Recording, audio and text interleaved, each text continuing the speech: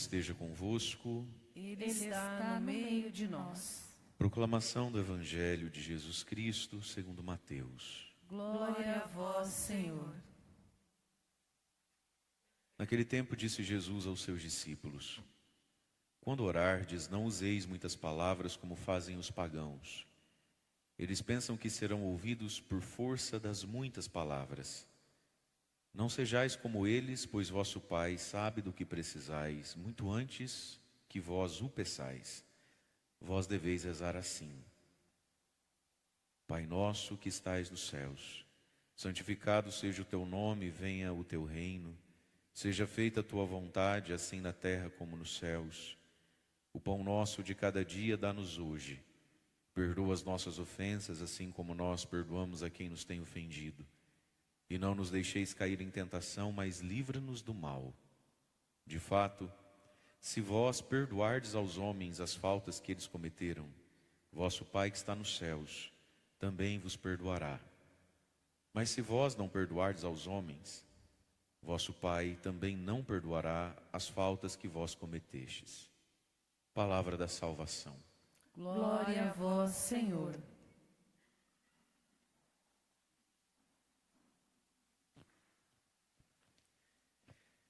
Irmãos e irmãs, na missa de ontem, na liturgia de ontem, nós encerramos a história de Elias, com a passagem da sua unção, do seu ministério para Eliseu. Mas aí a liturgia de hoje ainda tem ali um trechinho do livro do Eclesiástico que é um elogio, então, a Elias e a Eliseu, um elogio póstumo, vamos dizer assim, dizendo ali, e nós ouvimos que nós também, disse a leitura, Eclesiástico 48, versículo 12, nós também com certeza viveremos, mas após a morte não será tal o nosso nome, se comparado ao nome de Elias. Apenas Elias foi envolvido no turbilhão, Eliseu ficou repleto do seu espírito. O grande elogio desses dois homens.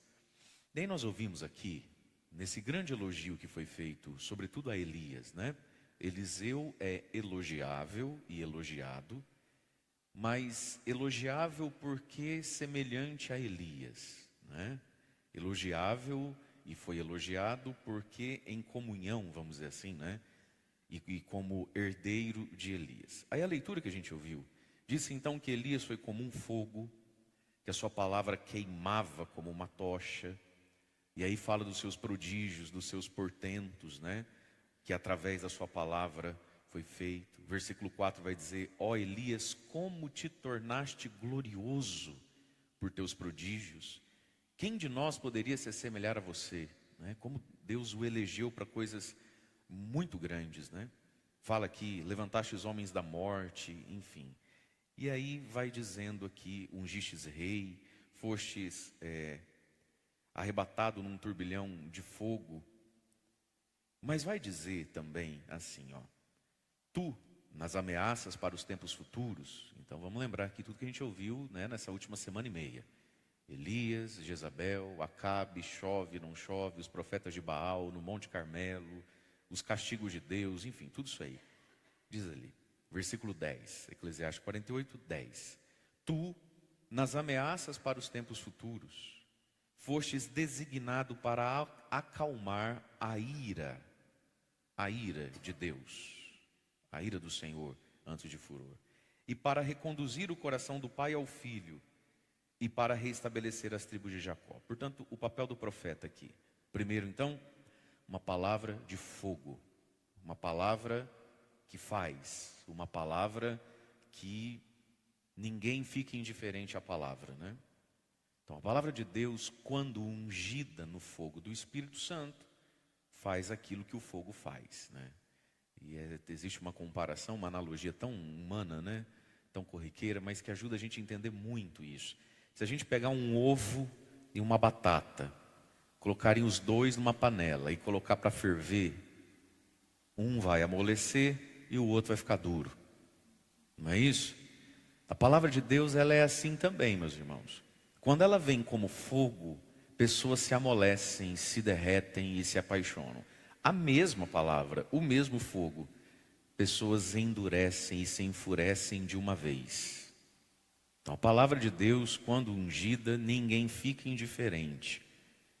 E ninguém fica sem reverberar o que sentiu dela. E a gente experimenta esse antagonismo e esse oposto. Um ficou molinho, que quer de novo.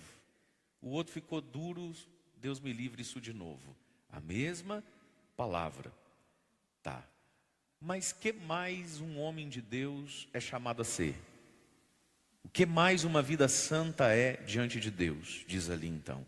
Depois de falar de todas essas coisas portentosas e ativas, né, de Elias e de Deus através de Elias para o povo. Diz ali: tu, nas ameaças para os tempos futuros, foste designado para acalmar a ira de Deus e reconduzir o coração do pai ao filho, reestabelecer as tribos de Jacó. Portanto, o profeta, a pessoa de Deus, também precisa entender que a vida santa diante de Deus acalma a ira de Deus. Então, Elias como um grande intercessor, Elias como uma grande bênção. A ira de Deus só não foi pior porque Elias estava na terra.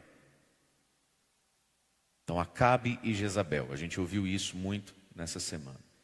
Acabe e Jezabel tinham pavor de Elias, tinham ódio de Elias.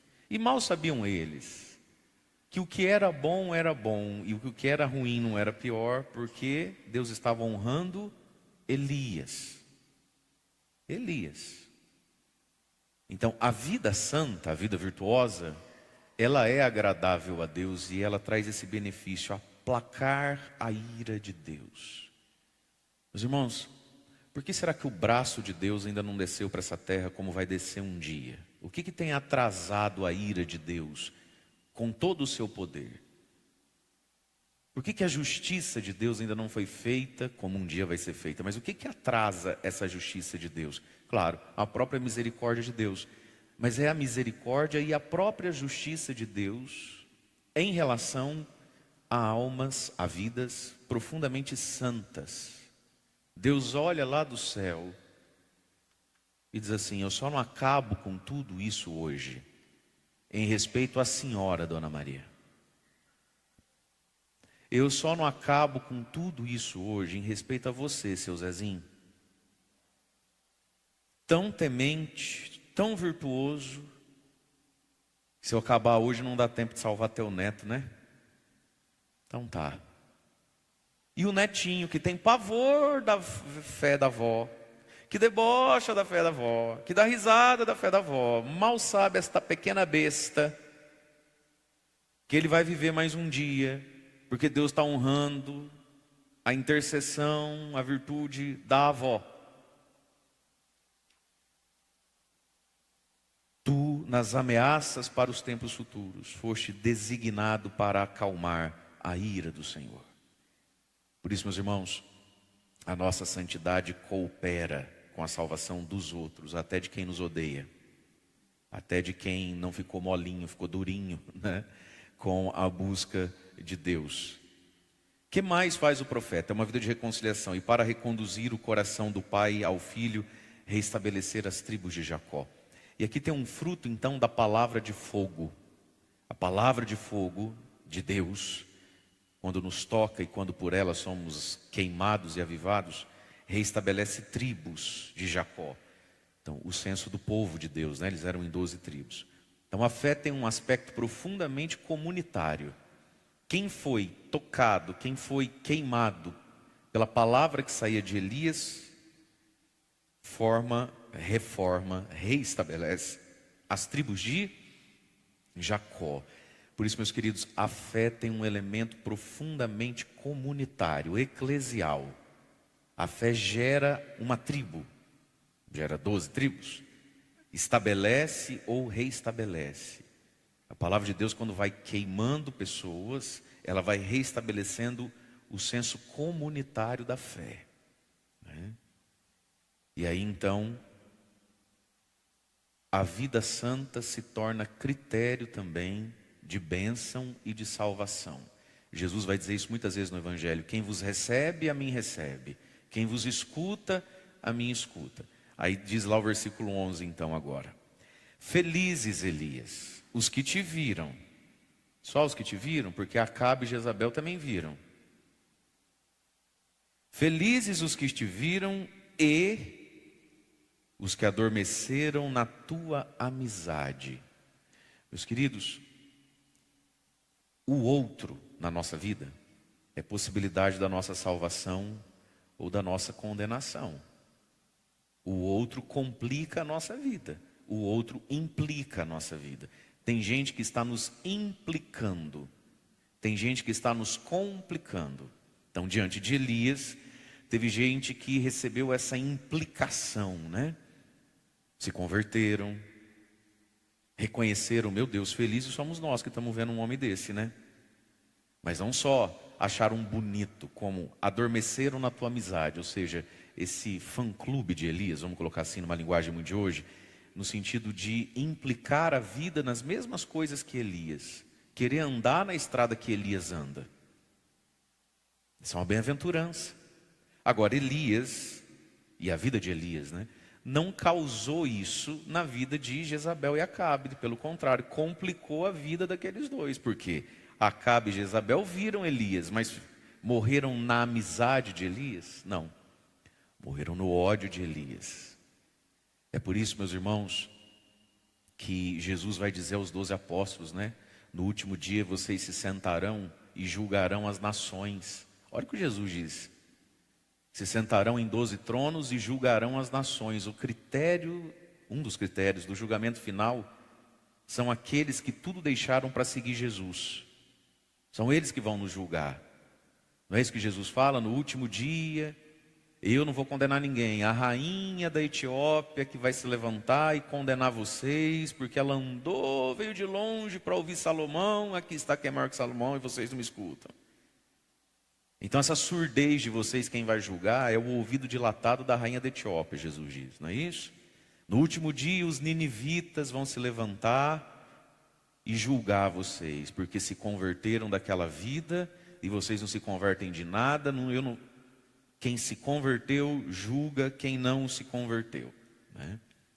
Então, meus queridos, morrermos na amizade da vida santa, né? Existem pessoas que passam pela nossa vida e Deus as colocou na nossa vida não para complicar a nossa vida, não para complicar o nosso juízo final, mas para que a gente possa implicar a nossa vida nas mesmas coisas. Então, só achar bonito não resolve. Achar bonito predispõe. Melhor achar bonito que achar feio. Imagina quem acha feio, né? Achar bonito já é um bom passo, mas só achar bonito. Felizes os que te viram, mas que agora andam na mesma estrada que você andou, né? Por isso, então, vem o refrão do Salmo de hoje: ó justos, alegrai-vos no Senhor. Quem está vivendo na justiça de Deus, muitas vezes gostaria de se alegrar em tanta coisa e não vai poder se alegrar nessas tantas coisas. É convidado a se alegrar no Senhor. Em que foi que Elias se alegrou? Se fosse esperar se alegrar em Acabe, Jezabel e naquele povo idólatra, não teria se alegrado. Nós somos convidados a nos alegrar no Senhor. Deus é a alegria, Deus é a recompensa da vida santa. No fim da vida de Elias, ele teve aquela alegria dele com Eliseu também. Deus sempre dá um docinho. Mas, grosso modo, nossa alegria é o Senhor. Daí o evangelho de hoje. Nós estamos aqui no Sermão das Bem-aventuranças. A vida bem-aventurada precisa de 3 práticas de justiça que nós ouvimos no evangelho de ontem: a oração, o jejum e a caridade. E Jesus hoje alonga um pouquinho o assunto da oração. Então, quando orardes, não rezeis como os pagãos rezam, que é a oração supersticiosa, é a oração da crendice. Ele diz: quando vocês forem rezar, não useis de muitas palavras, como fazem os pagãos. Então, pagão também reza. Olha só que interessante. Pagão é o nome que a gente dá para aquele que não é ateu. O pagão, ele é um à toa na vida. Não é isso? Na sua casa tem ateu?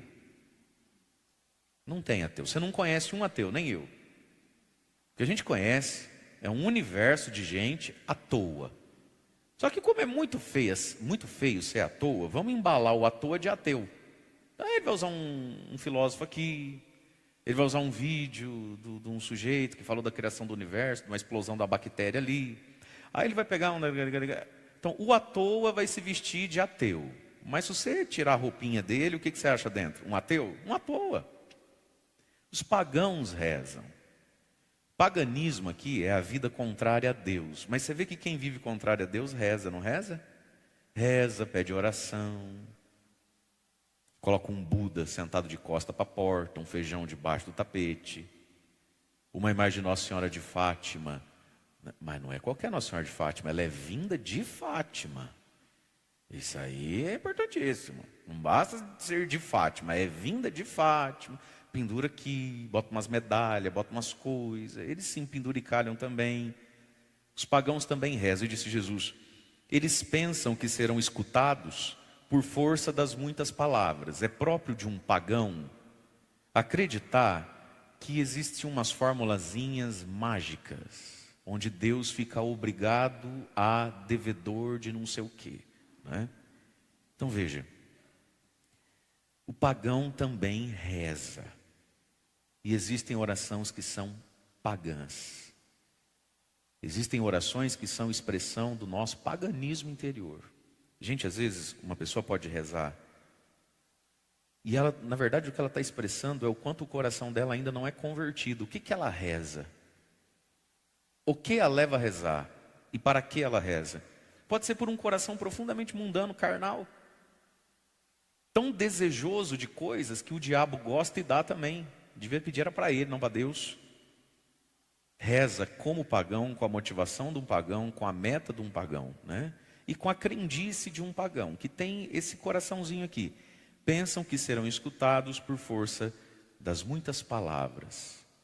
Não rezam porque reconhecem Deus como Pai, nem rezam para ser filhos do Pai. Rezam para alcançar as coisas. Rezam para ter as coisas, né? E às vezes essa motivação pagã, Deus acolhe num primeiro momento, que é para ver se consegue nos transformar em filho. Não é isso? Então nunca vi uma igreja, vive do jeito que o diabo quer, porque hoje em dia é assim mesmo, o que tem, mas aí aparece lá em alguma celebração, alguma missa, alguma coisa, e aí, o senhor não pode fazer uma bênção, está passando um momento difícil. Ele não veio nem para ser filho, nem para viver como filho, nem porque Deus é pai dele e fica chato não ir na casa do pai. Nada disso, ele veio pegar alguma coisa. E Deus, na sua bondade e misericórdia, às vezes, meio que consente, né? Eu não sei se você já reparou. Quem é mais santo mesmo, só escuta não de Deus. Já reparou? A pessoa, quando ela é um pouquinho mais virtuosa, um pouquinho mais bem acabada espiritualmente, filho, você se prepara, Deus vai botar você no fim da fila.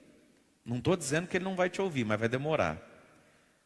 Gente, quem recebe o milagre muito rápido, a graça muito rápido, e muita gente recebe muito rápido, é isso que eu fico... Já reparou? Você já fez 90 novena, e aquele joelho teu continua te castigando. Você já fez 90 novena, e aquele filho teu... É ou não é verdade? Dona fulana não sabe para que lado ficar a paróquia. Ela acha um padre no rádio, no YouTube, Padre Manzotti, e ela vai fazer a primeira novena dela. Você tem 90 novena na frente dela. Na primeira novena dela, no quarto dia da primeira novena dela, some o caroço, o filho desempregado arruma trabalho com carteira. É um negócio que você fala, gente... Está certo isso, produção? Está certo isso? Está certo, isso é a providência de Deus para a salvação das almas. Você não precisa tanto do que está pedindo. Você aguenta não ter o que pede, porque você cresceu na virtude. Amém. E tem gente que, se Deus não der e não der rápido, perde a única chance que Deus tinha de salvar aquele miserável. É por isso que tem gente que na primeira novena, no quarto dia, já sai contando testemunho. Deus queira que pessoas assim entendam porque foi que Deus as atendeu tão rápido. Motivo 1. É o Chico, nosso cachorro. Mas ele sabe, se ele quiser vir participar da missa, é por lá que entra. Você sempre entra por lá, porque quer entrar por aí hoje? Vai ficando folgado, você está vendo? Primeiro motivo que uma pessoa dessa, e todos nós precisamos entender, por que foi que Deus me ouviu? Meu Deus, me ouviu tão rápido. Primeiro motivo, porque Deus é misericórdia, Deus é Pai. Para aquele que Ele escutou muito rápido, para aquele que Ele demorou não sei quantos anos. É sempre a misericórdia de Deus. Mas segundo motivo, a pessoa deveria se indagar, meu Deus, eu nem rezo, quando o rezo aconteceu, fulano, fulana, tão mais Elias que eu, né? Tão mais virtuoso que eu, tanto que reza não alcança, por que será que eu fui alcançado tão rápido? Porque Deus é misericórdia e porque eu preciso entender algo muito rápido. O milagre, a graça nunca é de graça ou para nada, só para suprir a minha ansiedade, o meu medo e afagar a minha dor. Tem algo sendo dito aí, né? Que Deus ajude quem alcança muito rápido a entender essas coisas, né? O problema é que às vezes quem alcança muito rápido fica se sentindo a última pacote do bolacha. A última bolacha do pacote, né? Você reparou? Aí faz 10 anos que não confessa, vem só em missa de 7º dia, vive errado, faz não sei o quê, faz não sei o quê. Ele fala assim, não, padre, eu tenho muita fé, porque inclusive o senhor tem que ver, o resto Deus escuta. Por que será que quando você reza, Deus escuta? Tão rápido assim? Oh, meu Deus do céu. E aí Jesus vai ensinar a oração perfeita. Vós deveis rezar assim. E aqui está a oração perfeita, o Pai Nosso. O Pai Nosso é a primeira das orações. Pai Nosso não é a única oração. Mas é a oração que a gente nunca deveria deixar de fazer. Porque ela recolhe tudo que Deus é, tudo que devemos ser, tudo que deveríamos pedir, tudo que deveríamos compreender, tudo que deveria ser motivo de rezarmos. Gente, um Pai Nosso bem rezado tem muita força. Um Pai Nosso bem mastigado tem muita força. Mas não é a única oração que se pode fazer. Mas é a oração que nos ensina a rezar as outras orações. As outras orações. Eu tenho meus assuntos, você tem os seus. Você vai diante do Santíssimo. Você vai diante de Deus, lá no seu quarto, na hora de tomar banho, você entra numa igreja, dirigindo o seu carro. Você quer falar, deveria querer falar com Deus. Como é que a gente fala com Deus? A gente sai dando tiro assim? Vale a pena ser dito a Deus tudo aquilo que de algum modo já está dito no Pai Nosso. Vale a pena ser suplicado a Deus em meu próprio favor e em favor dos meus, tudo aquilo que de algum modo está suplicado no Pai Nosso. Então, o Pai Nosso é a oração perfeita, não só como fórmula, mas oração perfeita como tópico, como estrutura. Eu posso rezar do meu jeito, com as minhas palavras, desde que esse meu jeito e essas minhas palavras estejam, no fundo, apenas ecoando o que está dito na oração perfeita. E aí, para quem gostaria de ter vida de oração, ou de se exercitar em ter um pouquinho mais de tempo com Deus, eu não sei se esse assunto te incomoda, talvez te incomoda. Poxa vida, eu não consigo dar 10 minutos para Deus. Sendo honesto mesmo, se eu botar na ponta do lápis, eu e Deus, eu não consigo dar 10 minutos meu para Ele. E eu e Ele, com 10 minutos eu já estou assim, pedindo divórcio. Eu não quero mais nem ver Ele. 10 minutos não dá, eu não consigo.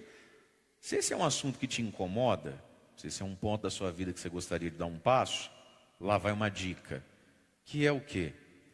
Rezar um Pai Nosso bem rezado e depois rezá-lo esmiuçando. Pega linha por linha do Pai Nosso. Pai Nosso que estais no céu, santificado seja o teu nome. Para aí. E agora com as suas palavras, com sinônimos disso, aumente isso. Do seu jeito, no seu tempo, até você sentir que esse assunto gastou em você. Depois pega a outra parte. Venha o teu reino e seja feita a tua vontade, assim na terra como no céu. Para aí. E agora, com sinônimos disso, dentro e a partir de quem você é e vive, das coisas que você ama, das pessoas que fazem parte da sua vida, aumenta isso. Venha o teu reino, seja feita a tua vontade.